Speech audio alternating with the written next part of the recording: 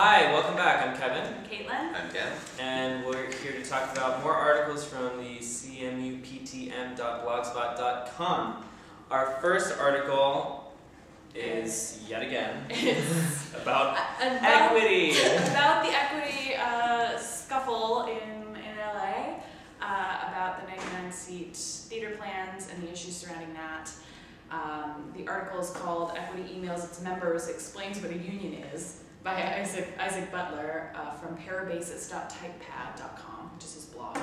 And we've covered this several times on the podcast, but basically the central issue is a thorny one about 99-seat theater underpaying its actors, but that those 99-seat theater plans are places where there's a lot of innovation and creativity amongst actors, including a lot of union ones who sort of get a pass to work there, but for almost no money. I mean, it's comically little. So there are people on both sides, artists on both sides, who say, like, well, we need these plans to stay alive for innovation, and then unions who are saying, well, we're here to protect the rights of our workforce, and you're exploiting them. You know, and this is our job as a union. And so this specific article is about an email that Actors Equity sent out to everyone explaining what a union does. And they're citing the fact that they have been vilified, and that people, there was a protest in LA where they were equating this to a civil rights issue with equity as the villain, as the bad guy. Right.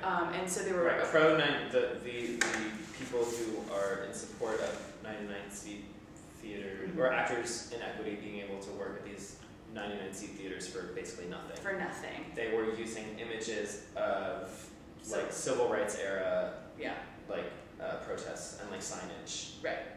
And Equity was like, we have been at the forefront of union issues like since the 60s. We marched with Martin Luther King. Like, don't get it twisted. Right. And they were like, and actually, we're here to protect people and to make sure that you're not being exploited. So like, don't pretend that we're somehow.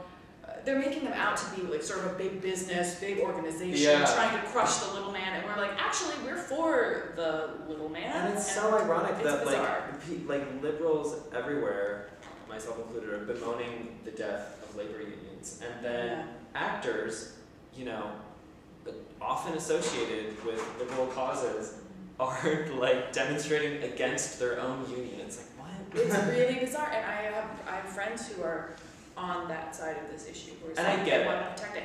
I do get it, just like in the abstract, like on paper, it just, I would not have guessed. Well, and I just think it points to how complicated this issue is, and how things like that, where you're appropriating civil rights imagery and trying to where that's such a clear-cut issue to us now, and then trying to make this issue as clearly about exploitation in the way they're saying it is a problem, because it's like, this really isn't an issue with bad guys, you know what I mean? This is an issue without a simple answer, because it's like, we want to foster great work, we don't want people to exploit workers, what do we do?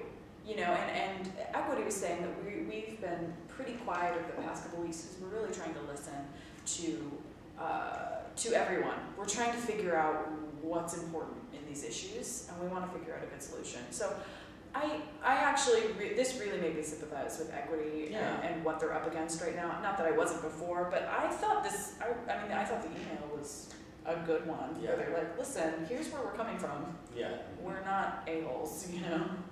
And it's tricky too, because it's two sides that are both trying to heal wounds that are part of a larger systemic issue. And it takes us right back to the last article, where if the entities that are in control of the power and the money in the theater industry would just throw money at innovation, then this issue would disappear.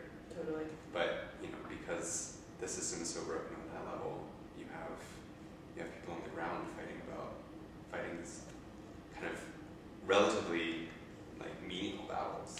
Yeah, and it's like, shouldn't we be working together? Just thinking that. Like, are we each other's enemies? Yeah. Like, let's team up. We're on the same side. Yeah. Yeah. So hopefully they can work this out and realize that we're all in this together. We all want art, and we don't want exploitation.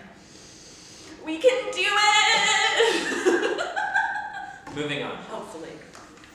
Moving on to our 12 next touring article. theater companies that make a difference by Casey Wright on Backstage.com. There's not a ton to say about this article, honestly. It's 12 touring companies making a difference, and they list 12 different ones. On Okay, the here's list. like the extent of the article aside from like a list and of these companies and of us. So, touring is a rite of passage for many young performers and an amazing way to see the country and impact communities far and wide. From full-fledged Shakespeare to Berenstain Bears, here are 12 touring theater companies that make a difference across the U.S. And That's great. I mean, don't most of it seemed like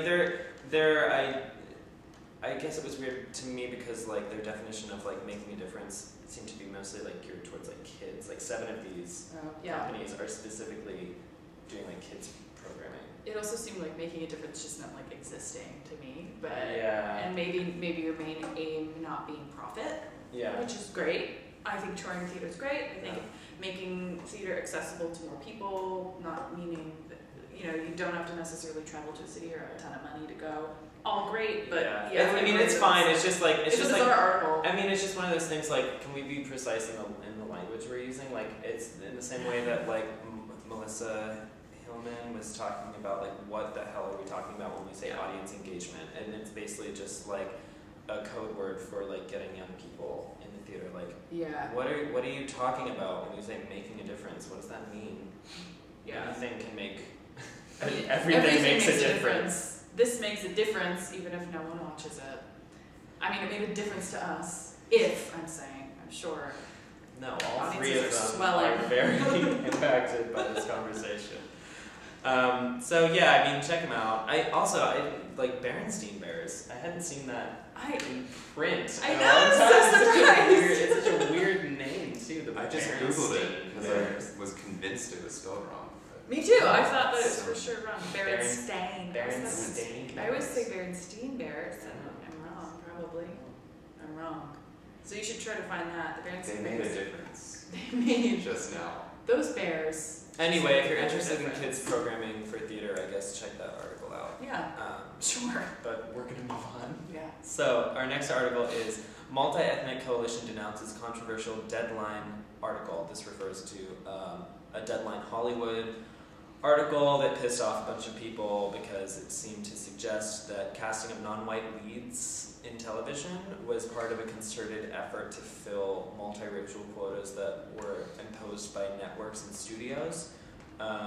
The article in question was written by the co-editor-in-chief of TV at Deadline Hollywood,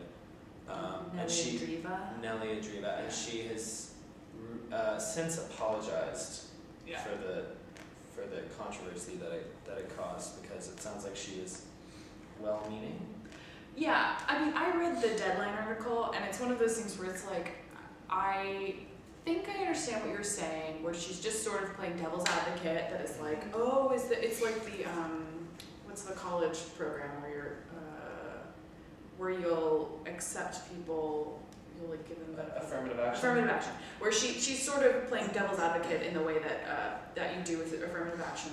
Okay, well, will this take jobs away from deserving people and give them to non-deserving people? And I think she's really just sort of okay, is that what? And it's really badly written. I mean, it's just insensitive and oh, girlfriend, I don't think you meant it this way, but And then of course, no. I feel especially online, people kind of read these things and just read the worst intentions into things, and it's just don't even try to give someone the benefit of the doubt, and I mean, yeah. Poor thing probably just was trying to write an article, and that's what it seemed like to me, where it was basically just a bad article. She's probably not evil and doesn't really think that this is a problem. Probably not evil. I'm hoping not evil. Probably doesn't think that it's a problem that we're seeing more racial and ethnic diversity in television. At least I hope that's not something she sees. But if networks and studios are making a concerted effort to have more racially diverse casts, I mean, what's wrong with that? What's wrong with the corrective to the massive overrepresentation of white people? Well, that's my question too. I'm sort of are you just saying because there was this thing in the Deadline article where they're like, well, there were 2 white actors at the top, and then we had to say no to them because of this quota. And I'm like, I don't think, but the way that they cited that with no supporting anything, she wasn't even saying that was true. She was citing that, and she didn't provide any sources or anything. Well, it's an anonymous source, yeah. right? And right. So it's like, okay, is this like a tabloid thing? Because it's like, what are you? I don't believe that really. That it's like they got all the way through casting and then were told at the end, oh, this person actually, you know. And even if they were, it's like maybe it was a matter of the casting looking at a broader picture of what this production was looking like, and like, oh, this isn't great. These are all white people. We should figure out how to amend that. I think that's good. I mean, on an individual level, it's gonna suck for some people, but it's like as a global thing, yeah, I want to see more people who aren't white dudes, you know, white anyone. I mean, I want to see this face every day. But it's like, you know, that does seem great. I think it's like, yeah, we'll deal with this problem. Dan, what do you think? Well, I mean, there's a language issue here where you can talk about similar policies or mindsets. You can talk about it in terms of statistics and call it a quota, or you can call it, you know, trying to aim to diversify your operations. And I think those can be referring to the same thing, but just shifting the language can really change how much, how antagonized some people end up feeling.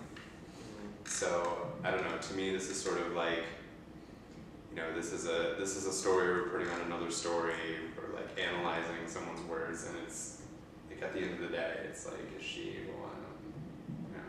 I mean, probably not. Probably not. Hopefully not. Probably not. I don't know. It's sort of, you know. I don't think so. It's a conversation that is worth continuing to have, but it's also a conversation that I feel like I remember having in like the lunchroom in high school about affirmative action. Yeah. Where I'm just like, let me pass this. No, we're not. Right, but that's exactly what I felt like too, where it was like, I was like, I literally had this conversation like with a classmate. yeah. You know, someone who was playing devil's advocate. And you're sort of like, ago. and you're like, that's a risk we'll have to take. You know what I mean? Like that white people will suffer somehow. You know, it's like, I'm willing to do that. What? We'll take that risk together. Kevin and I will talk after the show. Okay, well, we're going to have to cut this short so we can have that conversation. But thanks for joining us. We've been talking about articles from the cmuptm.blogspot.com. My name is Kevin. I'm Caitlin. I'm Dan. See you next time.